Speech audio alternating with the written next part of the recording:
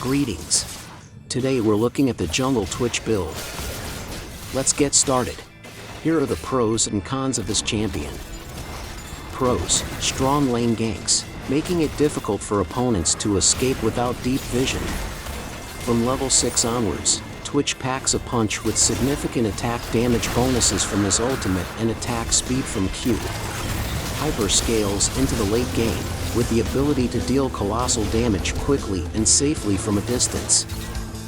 Cons: slow initial jungle clear, low movement speed, weak dueling potential until ultimate is obtained, requires good positioning in fights.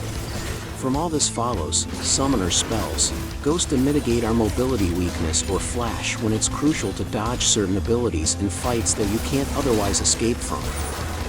Runes and items should prioritize increasing our damage as early as possible rather than trying to build the perfect setup to wipe out the entire enemy team in the late game, because the game might not even get to that point.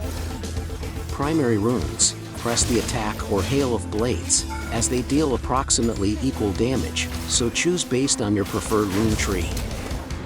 From precision: triumph, legend, alacrity, cut down or last stand.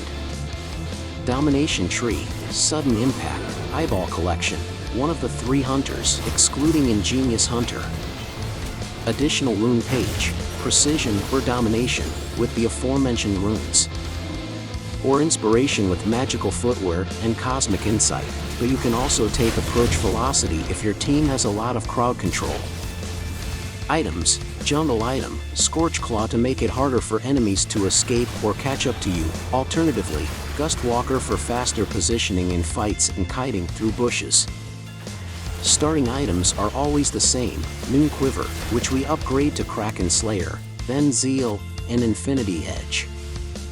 Further choices depend on what you need in the game, but here's a list of items that will cover 99% of your games. Upgrade Zeal to Runan's Hurricane or Phantom Dancer, then choose from Lord Dominic's Regards, Bloodthirster, Blade of the Ruined King, Profane Hydra, Ravenous Hydra, and Storm Razor. Now let's talk about the jungle clear route. We start by clearing one of the buffs. Let's consider clearing from the blue buff. At level 1, we take Q, then E, and W.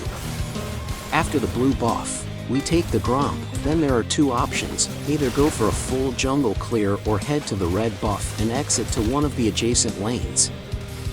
If we start with the red buff and want to do a full jungle clear, we take E, then W, and Q. But there's also an option to go for the wolves and Gromp after the red buff. Then gank one of the nearby lanes. But don't forget that Twitch can also make successful ganks at level 2.